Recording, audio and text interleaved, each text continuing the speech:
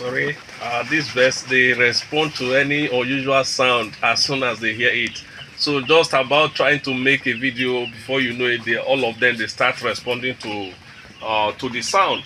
Though this is expected if your chicks are of a good quality and are very active. Now, what am I going to be talking about today? Are you planning on brooding chicks during this cold season, or you already stock your chicks just like me during this rainy season? Because it's been raining for the past 48 hours. The weather has been very cold. Now, doing poultry as a business, does it mean during this cold weather we shouldn't brood our chicks, we shouldn't raise our birds pending when the cold season is over? No, you should have plan on how to raise your birds, on how to brood your birds during this cold season, so that your production can be continuous. In this video, I will show you how to brood your broiler chicks successfully during this cold weather, that is during this cold season, the difficulties you are likely to face, and how you can avoid those difficulties, how you can pass those hurdles and have a successful brooding. Welcome to Farmbiz with Markay. In this channel, we show you how to maximize profit in farming through creativity. Just stay back. Let's analyze the difficulties I am facing in this my brooding right now, because I stocked these birds about 48 hours ago. That is about 2 days ago. Because what they are on right now, they are actually on these antibiotics and multivitamins medication, because we are in our day 2. I know it's very easy to raise birds or brood your chicks when the weather is not cold, that is during the hot season. It's very easy to brood your chicks with very low mortality during those periods. But during the cold season, it's a bit difficult brooding your chicks from day 1 till they no longer need that heat source. This is because the weather both outside and if care is not taken inside the brooder is very cold. Now, just like my situation now, it's been raining almost for the past 48 hours. The weather has been very cold. So this really puts some level of stress on this my gas brooder, as in driving it a bit higher so that it can provide the correct temperature for the brooder. So I wouldn't call that some level of stress really, because it's actually designed to do that.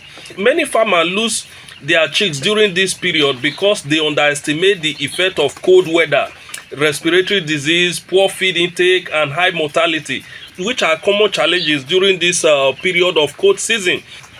Now, you know, brooding is that care you actually give to your chicks, just like the mother hen will do to his newly hatched chick until they no longer need that care. In this case, you are like the mother hen, providing those warmth, the heat they need, the feed they need, the water, and all of that until they no longer need that. Now, brooding is shorter for broilers than that of layers, because during the dry season, within 4 or 5 days, you are done with your brooding. They no longer need that heat. Now, but for during this cold season, it will take a longer period for you to provide that heat for them until they no longer need it. That's what basically brooding is all about. Now, what are the difficulties you are likely to experience? First, this provision of this heat and all of that is very important. This brooding for the life of the chicks for these first few days, very important. Now, the very first difficulties you are likely to face during this cold season of brooding your chicks is cold stress. The weather is cold both outside, and if care is not taken within the brooder, is still going to be cold. Now, the stress of that cold weather, that cold stress is there.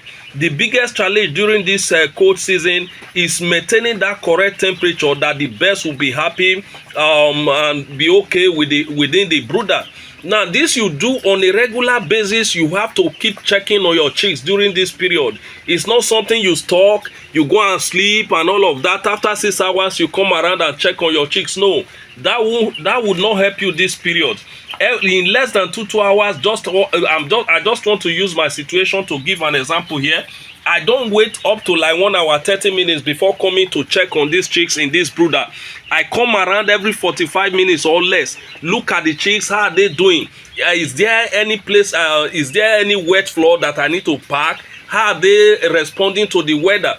How is the temperature level? If there is need to increase the gas brooder, I do that accordingly. That is what I observe as often as possible. Now, to achieve the correct temperature for your chicks during this period, you need to monitor their behavior. If it seems they huddle around the heat source, that means you need to increase the heat.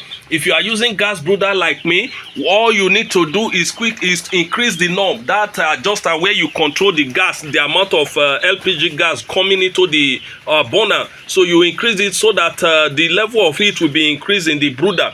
But if on the other hand you are using charcoal or some other form of heat source like the charcoal or the stove, you may need to add more charcoal to the heat source so that the temperature will be increased until you see the chicks evenly spread in the brooder. That's when you observe, okay, it's okay. Now that's what you do to regulate the temperature during this season. Now this also places another expense on the amount of gas I'm going to use to brood these chicks, because during the sunny day or once the sun comes up, I no longer provide heat for them. The sun helps me to provide that heat for them. But this time, the sun has not really shined for the past 48 hours. The gas has been running. The gas brooder has been running seriously, meaning I may have to fill another cylinder for me to continue providing that heat for them. This is very important in order to minimize the mortality this period. Very, very important. So you also need to understand something. When your chicks becomes cold, their appetite drops. They don't feel like eating. They don't eat much, and if they don't eat much, it's a problem to you, the farmers, because that weight you are looking at, you won't get it. Remember, our target weight by day 7 is supposed to be at least 4.5 times the arrival weight. Remember, our average weight at arrival was 39.8 gram at arrival. So by day 7, we are supposed to have 39.8 times 4.5 as our average weight. We must do all we can to ensure that we exceed that target weight by that day 7. This is why you need to take good care of them. Take special pay close attention to them to ensure that what you need to do at any point in time, you do them. They keep eating and all of that. That is one of the key things you must do, is the temperature in this environment, this brooder. You must ensure that the temperature is maintained. When you observe that it's going down, you need to increase the heat source. Very, very important, because we don't during this season, during this cold season also, their immunity is a bit weakened because of the cold. It's a bit weakened, so you need to pay close attention to that to ensure that you correct all of that. Now, the essence of giving that glucose in water as soon as you pick up your chicks, introduce them to the brooder, is this, because it will in a way boost their immunity level. You must not assume anything this period. Monitor their behavior as often as possible.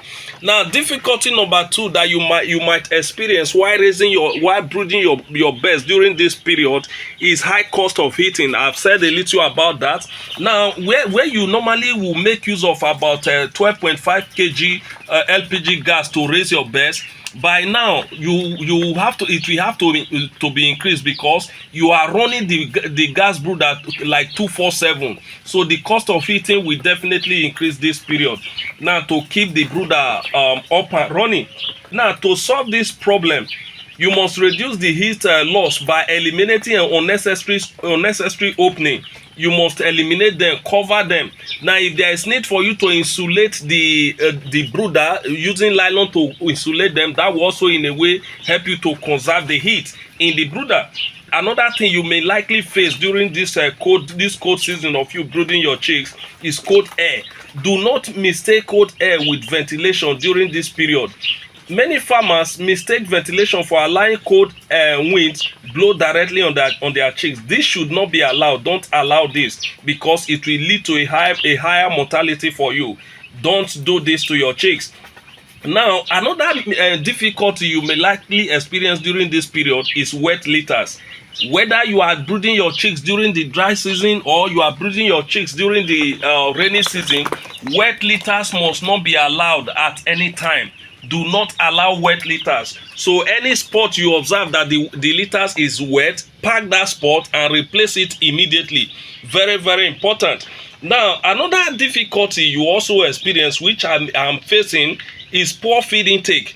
Now, though this is not a major issue to me, because the way I normally resolve this is to practice feeding in beat. I don't feed in dump. I don't just dump the feed for them there and leave. This is because as soon as they hear the sound of that feed hitting the feeder, they rush down and start eating. That is when the temperature and everything is okay with this brooder. So feed in beat, that will in a way help them to keep eating. Now this is when that crop field test that I talked about in my last video comes to play. Don't just leave them. Come around, check their crop. Are they eating the way they ought to be eating?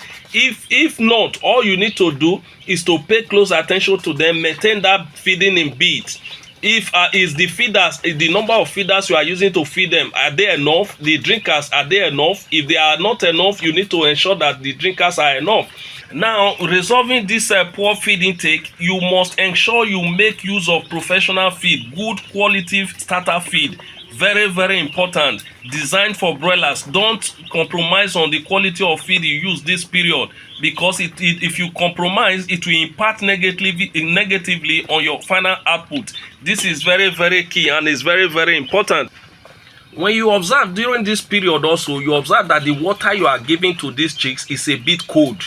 Now, that is not of a major issue, because if your temperature in the brooder is okay, is correct, the water will be somehow heated up to some level that they will be okay with it. So that is also another issue. If your temperature is not correct, it becomes another issue.